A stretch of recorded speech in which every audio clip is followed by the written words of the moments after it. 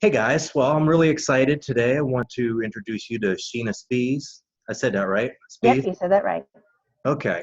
And she's got a really cool story. I think success in working with us on the brain training. And also, I think she's got a really neat perspective and sort of background on how this might work. So I just wanted to give you guys her take on things so you can make an opinion from there. So, when Sheena, thanks for taking the time. When we first told you about this, I think you'd sort of heard about it, but what was your take? What were you expecting? Um, well, one, I was very excited because a lot of people don't talk about neurofeedback, but I'd already done some research into it, having a history of anxiety and migraines. And so I knew that it can be a wonderful alternative way instead of using medication. Okay, so you said two things there. You said anxiety and migraine. Do hmm you have an inclination that it would be effective for both of those? I thought it might be, but I thought it would probably take longer than what it did. Um, just because I know they're two different aspects and they both, they work with different aspects of the brain. And it was one of those that I didn't know how it would go about helping both of them, but I was hoping and praying it would. Okay, so just for the sake of conversation and breaking it down, I'd like to talk about them a little bit separately. Okay. So let's just start with anxiety. You said you didn't think or you didn't know how long. Like, can you unpack that a little bit? Like, how long did it take? What was it like for you? Well, I was taking a medication, an SNRI, and I'd been on it for on and off just because we had to change some medications throughout the years. My son is actually getting ready to turn 6, so this August will be 6 years that I've dealt with anxiety because I had postpartum mood disorder really bad. Okay. And you were And medicated that whole anxiety, yep, medicated the whole time. And the anxiety never left. It was always there. time? Okay. Um, so to be able to come back and be myself and not get anxious and angry and um, have those feelings, uh, since I had already been going for so long, 5 years of being treated medication wise, um, I didn't know if, you know, it would take the whole 20 sessions if I would need more than that. Um, I knew it would help, but I didn't know to the aspect of what it did. So how many sessions did you feel like, oh my gosh, this is working? Oh, it was probably within 7 or 8 sessions. We went out to eat, and going out to eat with our kids, especially since my son was born, um, has always been a very anxiety fret for me. I dreaded doing it. I always took extra stuff to keep the kids busy, Okay. and that still didn't work. At some point in time, I would still go off on my kids. Tell them just to sit down, eat, and then we'll leave. Just be done. So, okay. I But they mean, I probably was didn't enjoy it either. no, probably not. Right. We went out the end of March, around March 29th, somewhere around there. So I think this was already not quite a month into the sessions. I can't remember exactly when we started, but I think it was like into February, beginning of March. Um, and we went out, and we went out kind of early because I try to plan things like that so we're not dealing with the crowds. And I even called ahead to get seating. Well, our table still wasn't ready Which is for some another reason. stress issue, right? Oh, yes, by all Right. means, another stress issue. Right. Like I do all these different aspects to help make it smoother, and it just Yes. backfires. Yes. So we went, and we still had to wait 10 minutes. And then we went out, we got our seat. Well, before we could order our food, I had a kid that needed to go to the bathroom. So I took him, not a big deal. Normally I'm just like, oh, really? You should have gone before. And the kids were just being their normal self kids who were having fun. And we left and got home. And I'm like, that went really well. That wasn't really stressful. And my husband was like, well, he goes, it really was. He goes, you didn't go off on the kids. I'm like, no, I didn't. He goes, there was a few moments that I was wondering if you were going to go off, and you didn't. It didn't bother you. So And that was so that was 7, 8 sessions around there. yeah. Okay, so before that, so I just want to bring into the conversation the fact that you already have a degree, right? hmm And I have you a are, bachelor's in psychology. okay, and you're going for your master's. Yes. And so it's not like you don't know what the hell you're talking about here, Right. right? So you have a personal opinion here, but you also have a professional opinion. Correct. So I just want to bring that into the conversation, just to qualify some of your remarks. So at that point, were you cognizant of the fact that anxiety, because everybody's got their own picture in their mind when you say anxiety of what that means exactly. Were you aware of the fact that that simply was an expression of stress? I Or do you did. feel that way? Yeah. In knowing the differences between the emotional stress of it versus the physical stress. Okay, good, Um, good. it's Yeah. two completely different things. Yes. I still have restless leg syndrome, and of course that's a nerve thing. There's not much I can do about that. Um, but I didn't realize how much it my anxiety affected it, and vice versa, it affected my anxiety. Um, Clarify it, please. um, like I noticed this the other night, and I got thinking about it. I'm like, I never realized that before. When I get hot, or I know I'm supposed to do something, or I'm in a claustrophobic kind of space, especially summer. Summer is not my favorite time of Yes. year, Yes. and that's also when my restless leg. Well, summer has also been one of the times, because that was the time I had my son, so I just associated with it that my anxiety was just always high. I didn't take in consideration the difference between the emotional, the physical. Um, and the other day I had some restless leg. What instead of letting it get to me, I guess what to say, Yeah. I readjusted. I was able to slow down and think and readjust how I was setting, where I was setting, and what I was doing, instead of just letting it overtake me. I rechanged and Right. Right. So one of the things you probably heard me say this before, so bear with me if you have, but it may help someone else is, uh,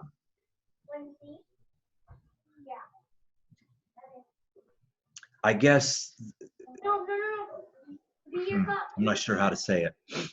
Uh, I'm just trying to clarify so people can understand, because you've already hit on a lot of the buzzwords, like being hot can very well be a symptom of anxiety. yep. Laying in bed and sweating in bed, even though it's a physical thing, you may not actually be feeling anxious. But I like the way that because what's one of the things I learned too is they're very different. And as you Mm-hmm. begin to, I guess, get better, and you're able to separate in your mind what's the emotional symptoms and what are the physical symptoms, then you can have more control, I guess, is Yeah. kind of what you're saying. Um,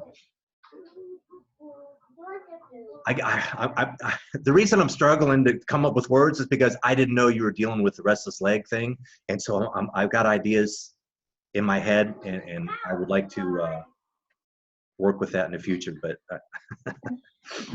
so let's let me think. So we talked about the anxiety. We talked about being separate, physical and emotional. Oh, 7, 8 weeks in, obviously at that point, your husband, you said something. So he's noticing that it's Yep. working.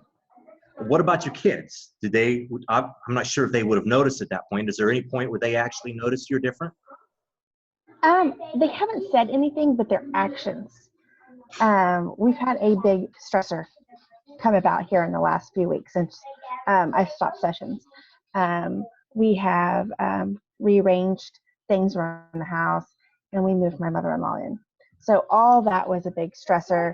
Yeah. Um, very overwhelming for all of us. The kids, their space just got smaller. Yep.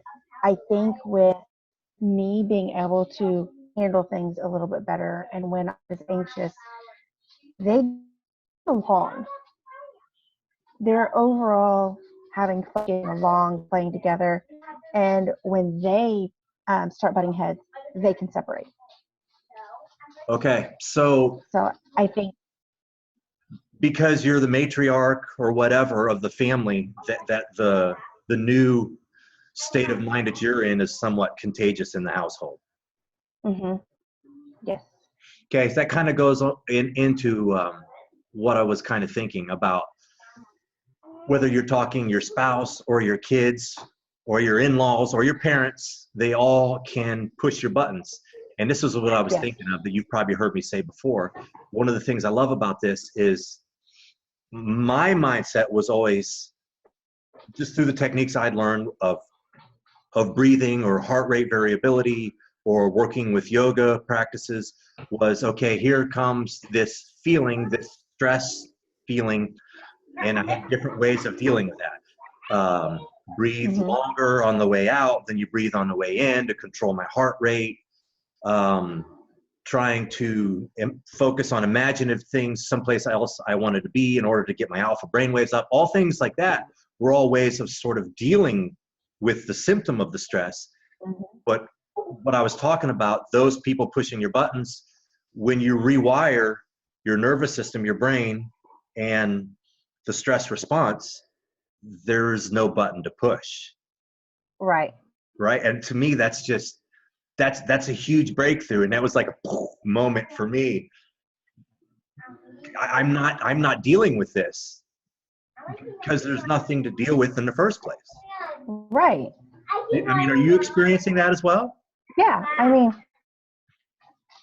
As you can hear them, that the kids are currently playing in the background and Right. they're a little loud. But on a normal basis, I'd be like, stop, just go in the other room. And it's not aggravating. It's not sitting the level up. It's just like, yeah, they're being kids. They're having fun. They're getting along. So let's talk about migraine. You were on medication for that, right? I was on a daily medication, and then I have my regular medication I take whenever a migraine hits. So one was a preventative and one was an intervention. Mm-hmm. That's the terminology they use? Yep. Yep. Okay. I had migraines too, by the way. That's just why I bring it up. I think it's very interesting. I've been there. So, Yeah. at what point do you feel like you noticed that was getting better? How many sessions? I don't really know about how many sessions. Let's see. As I have my stuff over here. Let's see. I filled my bottle in April, and I still have some left. And I that's the only one get you 9 take, pills. the preventative. Yeah, the preventative, not That's the a daily? preventative. No, this is my intervention.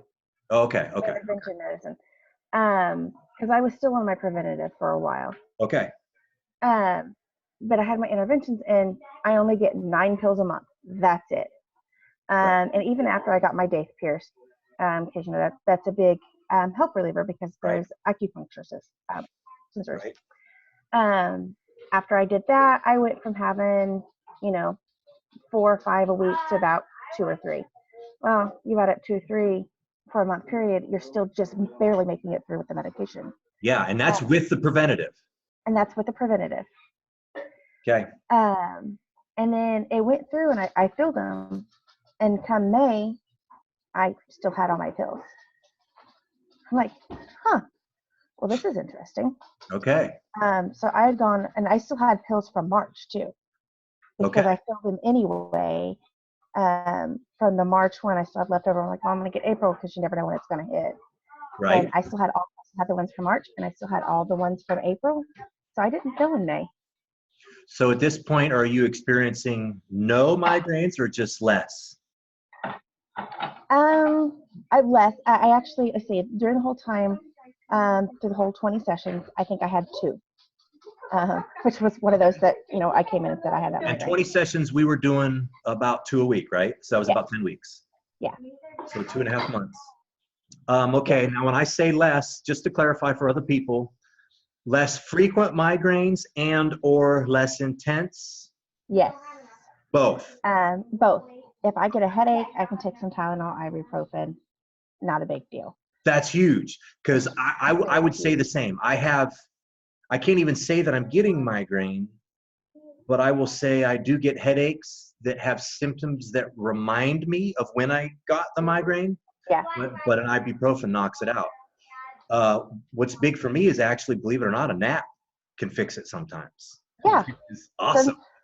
Well, and you got to think too, anyway, of, a nap releases those endorphins needed, and you also have sometimes lack of sleep can Right. give migraines and headaches, um, and drink water, drink a Gatorade, lay down Sure. 20-30 minutes, and you're refreshed. So in my training approach,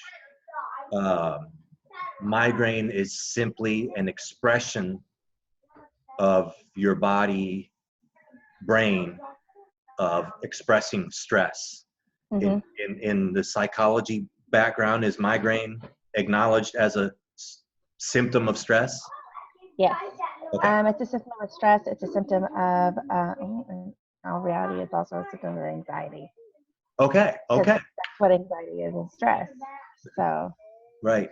Do you think, I don't, maybe this isn't even a professional question, maybe this is just a personal question, but when I talk to people, I've been talking to my wife about this. Do you think that people who have anxiety are aware of the fact that that's really simply just stress? Or do you think, I don't. oh, there's something wrong with me, I have a condition or a disease? Yeah. And this goes in the whole line. It relates to mental health. Anxiety, everybody thinks anxiety, mental health, it's a taboo. No, I'm not going to get help for it. I'm not going to seek any of this. I'm just going to ignore it. It's going to go away. Right. And it doesn't. Right. Because then you get more stressed, like, oh my goodness. The act of saying I don't need help is actually resistance, right? It's mental resistance, which is stress. Yeah. The fact that you're even fighting that is yet another stress, right? So, but what I'm getting at is, do you think, like, if I were to go up to the average person and let's say they have anxiety, and I were to say, well, I do brain training and we actively treat, help your body rewire the stress complex.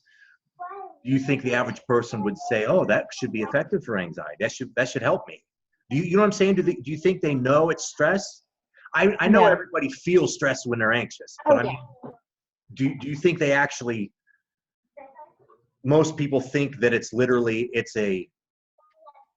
you know what I mean? It's like a disease that you get, or do they realize that it's actually a complex of just your body expressing stress? I think that the average person would think that it's a complexity of something.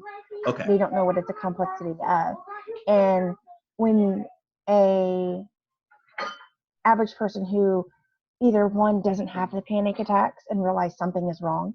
I mean, the panic attack is the first time realizing, oh my goodness, I have something wrong. Yeah, I'm not laughing because it's funny. I've lived that, and it changed me forever. So, but not everybody that has anxiety has panic attacks. So if you were to walk up to them and say, hey, did you know this? They'd be like, no, it's a part of life, or it's just an imbalance, or it's something I'm taking medication for that can't be taken care of. That's what I'm getting at. I guess I always had the mindset that, not necessarily that I was going to fix this, but I always had the mindset that it could be fixed. Yeah. Not that it was something that I had to live with. Right. And a lot of people think that they have to live with. I've heard people say that. So it's just the way that they were built. Right.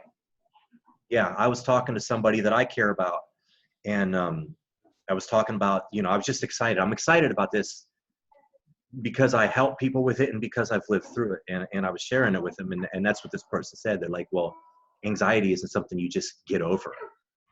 And I was like, wow.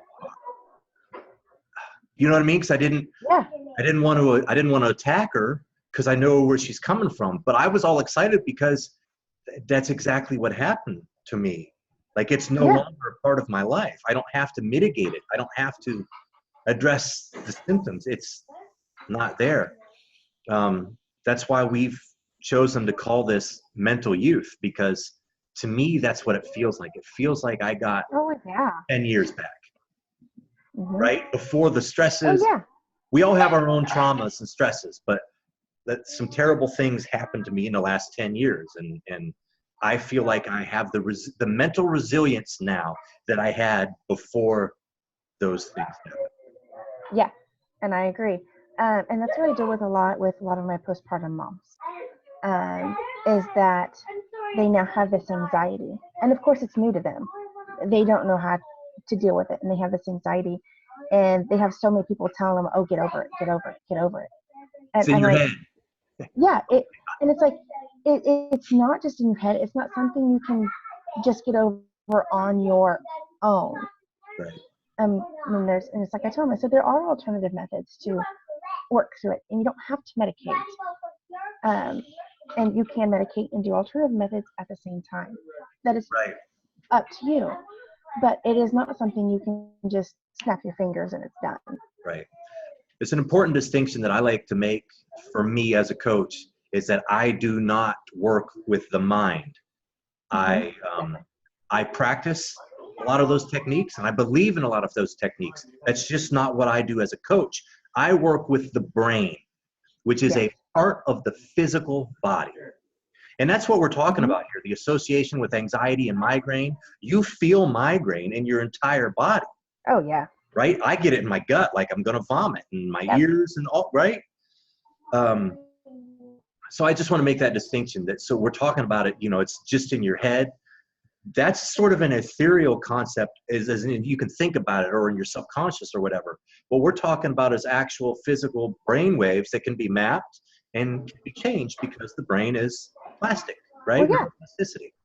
Well, when you think about anxiety, going back to the brainwaves, and you think about anxiety and brainwaves itself, um, it's kind of like you're going from these long, shorter waves, and then anxiety hits, and it's That's which exactly, affects everything else. exactly. And that physically happens, Yeah. whether you're contemplating it or not, right? Yep. Right. Right? And you can't just think those fast patterns down, No. because they're physically happening. It's a physical thing. Yeah. So you talked about, you thought it might take more than 20 sessions. So obviously Yeah. you were pleasantly surprised with the results you got in Oh 20. yeah. So Yes. what would you say to somebody who's experiencing symptoms of stress? Like not even necessarily referring them to me. I'm saying just they're having these symptoms. You're a professional. Like, how do you approach that? What do you say to them? The first thing I would probably usually say is, okay, what you need to do is sit down, take time out. Of course, everybody thinks time out is a bad thing, but it's not. It's a time to sit down and reflect about what is going on and what is happening, and figuring out what the stressors are. Of course, a lot of people don't know what their stressors are. They have no clue. Um, and I know we talked about taking those brain waves and changing them, and I mean, it's not like it's a light switch. You're going from no waves to crazy waves. It doesn't work that way. So sometimes I've actually had to talk a girl off of a stressful situation, and being able to have a calmness and a clarity, I guess, um, to make them find themselves, I guess, not make them find themselves, help them find themselves in that moment, because they're not in that moment. Okay. So you're kind of talking about being present or in the moment. Yeah. Right? So I'm really glad you went down this line, because it's one of the ways I try to describe to people. What I'm hearing you say is it doesn't really matter whether you technically have anxiety or been diagnosed with anxiety. If you're experiencing these symptoms of stress, Mm-hmm. right, then Yep. you're under stress. And we're suggesting in this conversation that that can be fixed. In other words, you Oh, cannot feel those symptoms, right? correct. So let's take that to the next step then. If you would you encourage people to do neurofeedback if they're experiencing Yes. stress? Yes.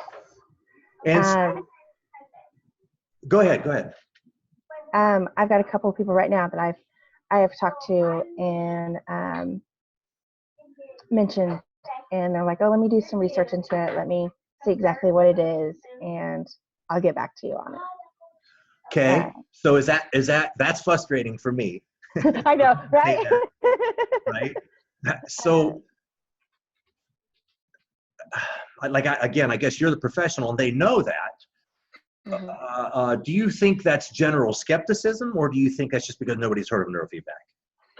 I think it's a little bit of both, because some of them, at least the couple that I've talked to, they're stuck. They're in this rut. They're stuck, Yes. and the only thing they can think of is medication at the time. There's no alternative method to get through this. But yet they're still talking to me and coming to me, and I'm also checking on them too. So that's a help way. It's encouraging. But everybody's like, "Well, what is it?" Because I think when people think of either neurofeedback and anything like that, they automatically think of electrocompulsive therapy. Yeah. And Yeah. it's not. I'm like, it has nothing to do. Nothing. I'm like, it's just it's audiovisual retraining. Right. It's a retraining. Fact, it's just like you train your muscles. There's no electrical current even being used in the process. Nope. We're actually reading the currents that your brain generates. Yep. There's nothing. Yeah. Well, it's like I tell them, I'm like, you got to think about training your muscles. Okay. You lift weights, you run, you do squats to retrain your muscles. Yes. And that's all the audiovisual is doing, is it's retraining your brain how to act to these different situations. And when you have these different brain waves that are not, right? It's like, oh, there's a visual thing. Oh, it's done. This is how I'm feeling now. Yay. Okay. So like these people you're talking to, I have anxiety, and of course I don't want to feel like this, but you and I know that, yes, I'm stuck, but also one of the symptoms of being in an anxious state is actually your brain being stuck. You're not just stuck in your situation. That's actually one of the symptoms. People who are like mentally rigid, that's actually a symptom of anxiety. So it's kind of the double whammy. Not only do you need it because you're feeling symptoms of stress, but you need it because your brain's so locked in, it's not even willing to accept the fact that there is a solution. Right. Because okay. So if that's me, I want to ask you honestly, does this work? Yes. How soon? You did 20 sessions. How soon? Because I'm geeked out. I don't want to pay for this. I don't want to do what you tell me to do. I don't want to have to come to your sessions, right? You see what I'm saying? I'm already overwhelmed with this conversation. So how soon am I going to know? Am I going to experience some relief? What I normally say, it would be that, each person's different. Each person's brain makeup is completely different. Absolutely. So there's no fit answer. However, if you want to give it a try, you still have your medication for backup. I'm not telling you to get off of medication. I'm not telling you to change any aspect there. But this is an alternative way, and all it does is take up, it's a regular therapy session, except for it's not therapy for talking, it's therapy for your brain. That's awesome. That's awesome. Okay, let me ask another question.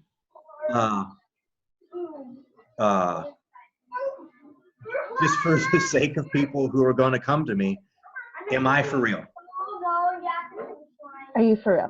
Am I for what real? You're doing? Yeah. Yes. You have any, you know what I mean? Do you have any reservations about sending people to see me or my wife? Oh, no reservations at all. I mean, you've done the training. you know what you're doing, you know what you're reading, and first of all, the machine does all the work. You're reading it. Right.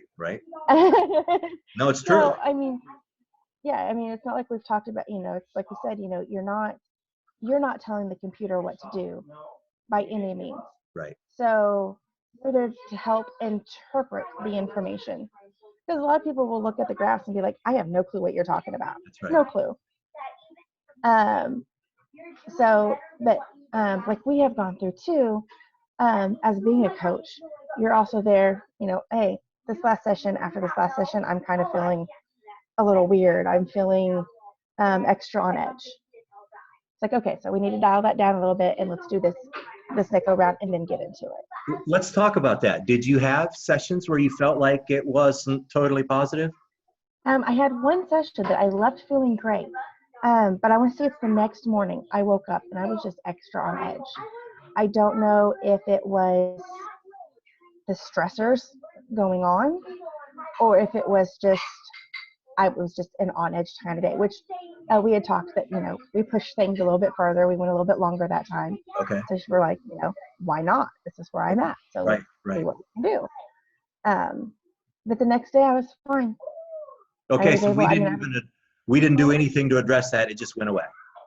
Right. If I had time that day, I was going to come by and do a brightness protocol, but I didn't, and it turned out fine. Okay, for those that don't know, we call it the brightness protocol because, well, it makes you feel bright. Everybody likes it, and everybody seems to respond well to it. Everybody's program's unique, but that one's just one that everybody likes. And so if anybody's having a bad day, they'll say, hey, can we do the brightness protocol? Put that little extra sparkle in the eye there. I have done it, I would say, in the neighborhood of 60, 70 hours I have on myself, that particular, and it has lost a little bit of the magic. It still works, but it used to be, man, just even 10 minutes and I'd be like, yeah. Now but what I noticed is the frequencies that it's training are already where they're supposed to be. That's why it's not working for me like it used to. Yeah. So let's talk about money. Obviously, you're a professional, and you said it is therapy. It does work. Mm-hmm. And this is something that I struggle with between my head and my heart. But considering what therapies cost and mm-hmm. the fact that this actually works, what do you think this is worth? What's it worth? Oh my goodness. I think it's priceless. That's what I said. Yeah. Well, and it's like I go back and I add up all the different medications that I've taken, what I spend monthly on my medications. I have a different type of insurance plan that works more for my prescriptions than my health care. Right. Because I was spending so much money in prescriptions, and that was just my monthly stuff. Right. And it's like when you drop that down, and the realization that one of my pills on insurance, or if I don't have insurance, it's like $125 a pill. Yeah. The migraine pills I was that way. Yeah. $40. I think mine were. Yeah. So it's unreal, and to not have to take the medication, that was depending on the insurance anyway.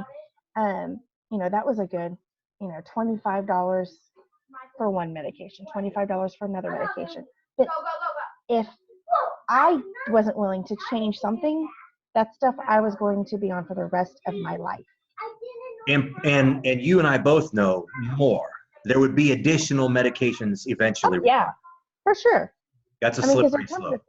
There comes a time when migraine medications, anxiety medications, any type of medications, they lose their effect.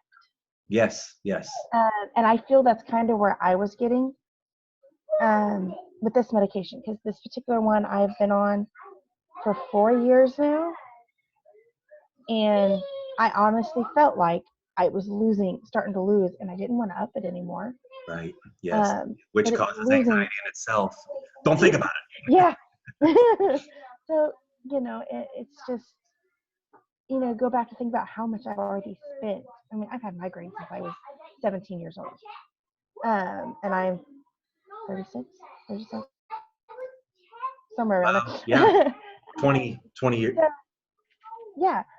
So, I mean, it's the money that has been spent, and now So it's there's the actual physical savings, which actually, but then those things were just treating the symptoms. They weren't actually fixing the problem.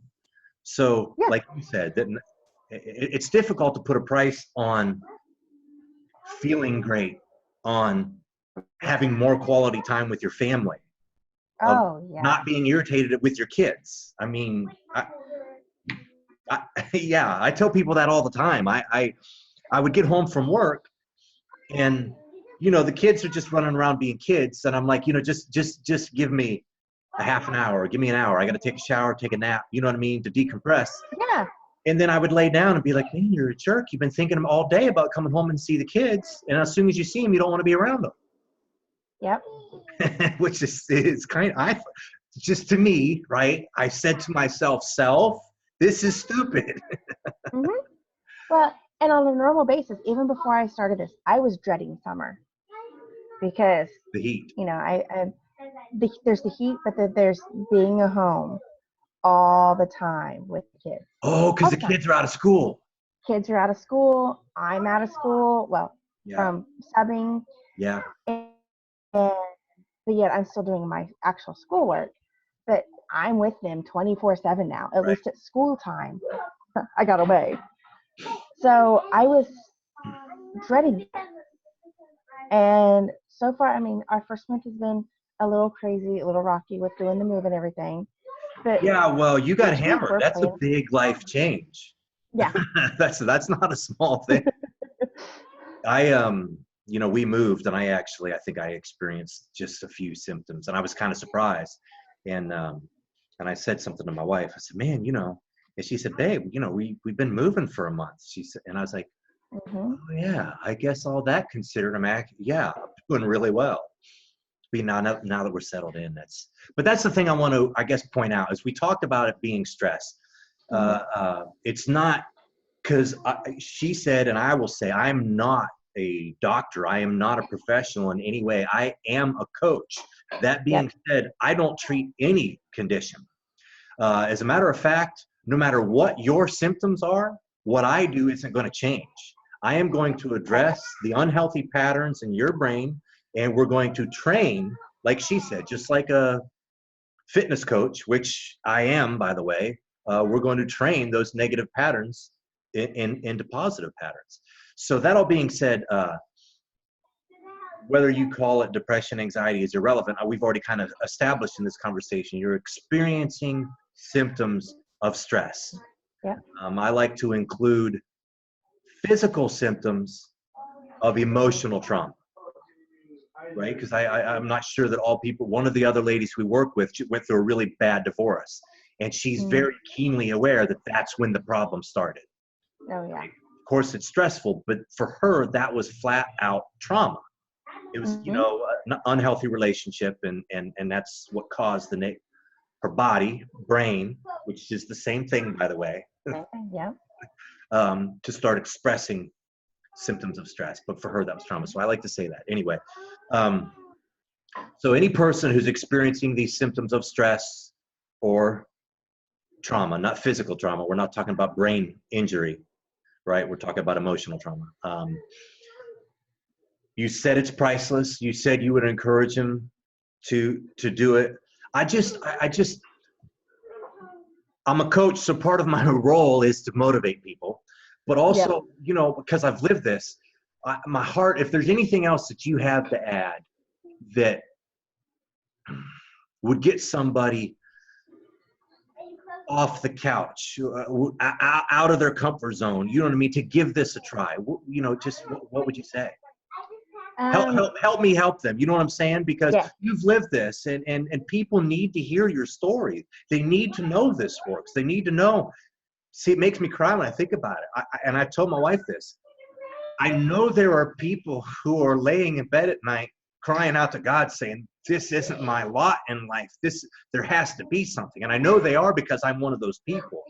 Mm-hmm. What do you say? Help me, talk to those people. If for even being in your comfort zone, you're still outside of your comfort zone. It's not like you're going, yeah, you're already uncomfortable. And it's not like you are going to go be in front of this huge group. You are one-on-one with you guys. Okay, sometimes two-on-one because it's both of you guys. Right. But even then, it's very personable. It's very relaxing. It's very calming. And if you don't want anybody to know you're doing it at the beginning until you realize, hey, this is something that could be very beneficial, it's just you guys. Okay. It's not like it has to be, hey, I'm in therapy. Because that's one thing I fight with when I'm dealing, going through counseling. Oh, you're one of those people. Right. Well, I'm here to help. It's just like, I think everybody can benefit from counseling, and it's not just because I'm going into it, because I can see what it does. Right. Everybody can benefit from this, regardless of the amount of stress, regardless of the amount of being outside or inside a comfort zone. You're saying everybody could benefit from brain training? Yes. Regardless, because I think as you go through life, you have, whether it's been decisions you've made or others that have affected you, there's always something that is changing on a consistent basis. And in terms, some of these brainwaves are dying. I mean, as we've seen, my frontal lobe is completely dormant. Yes. So, I mean, there's a lot of people out there struggling, and they don't know why. And it's not because there's something wrong with them or because they have a mental disorder. Right. It's because there's some negative patterns that need to be exercised. Exactly. It's just like, you feel sluggish. You don't know why you feel sluggish. Hang on, let me get the dog here. Hey, kids. Hey, I need you to get the dog. I'm doing an interview on it. Can you pick her up, please? Thank you. So I forget where I was going to go with this now. I love some of the things you said. I'm thinking, wow, because it took me a long time to figure out how to say some of the things that you just said very well. So like you said, they're already uncomfortable. Give it a shot. Okay, here's what I wanted to ask you. You already kind of touched on it. You said it would help anybody, whether they have stress patterns or anxiety or not. That's the next question along the same lines is, if a person decided, you know what, I don't have anything to lose. I want to give this a try. Well, you don't have anything to lose, but the money. Right. This isn't free. You have to pay for the treatment. Right. Knowing that I'm not treating a condition, right? I don't treat anxiety, right? Right. But we are going to address stress patterns. Do you think somebody could come through 20 sessions and not benefit? Honestly, I think even with a negative mind pattern going in, I still think they're going to see some benefit in the outcome. Okay, so they may not fix the problem, but it's definitely going to be better. Oh yeah, they're not going to know. Right? But I think when they come in, because they're going to come in skeptic. They're going to come in, oh, this isn't going to work for me. Right. But I think within halfway through, they may not see as much of a change as I have, because I wasn't a skeptic coming into it. Right. But so I had a positive outlook anyway, just coming in saying, let's see what can happen. Right. So those negative skeptical thought patterns and brainwaves, those have to also be redirected. I totally agree with you. I tell people this, you're going to get better benefit from it if you cooperate with it. If you're constantly negative, you're actually, because you're still in control of your brain, because like I said, Oh, yeah. I don't do mind training, I do brain training. If your mind is still continually negative, you can actually, the old patterns are still there. Oh, yeah. Continue to reinforce those old patterns, you're making my job very difficult. Yeah. But yeah, so no, I love what you said. I think I'm excited that you've got great results. I think just personally and professionally, you're an inspiration. I think a lot of people who hear this, I go back to what I said, there are people crying out for a solution, and I think they're going to be like, oh, wow, gosh, there is something I can do. So I got a bunch of other questions, but I guess I'm going to watch this and kind of see what I did say and what I didn't say. Okay. Maybe another time we can talk again. Perfect. And I'm sure you're going to continue to learn. You're still in school. You're getting your master's. Oh, yeah. You're going to keep learning too. So yeah, I'm going to go ahead and I guess, is there anything else that you'd like to say, that you'd like to add? Just that honestly, if you're looking for something to just change, just anything, just I know something needs to change. I don't know what it is. A lot of it is the patterns within your body. So what have you got to lose? I love it. I love it. And I hope you guys could see her sincerity there. I mean, she's obviously believes in it because she's choosing it as a profession, but she's lived it. So yeah, I don't know what else we could say at this point. I think that's just really good stuff. Thank you. No problem. Thank you for Thank working you. with me. Yeah.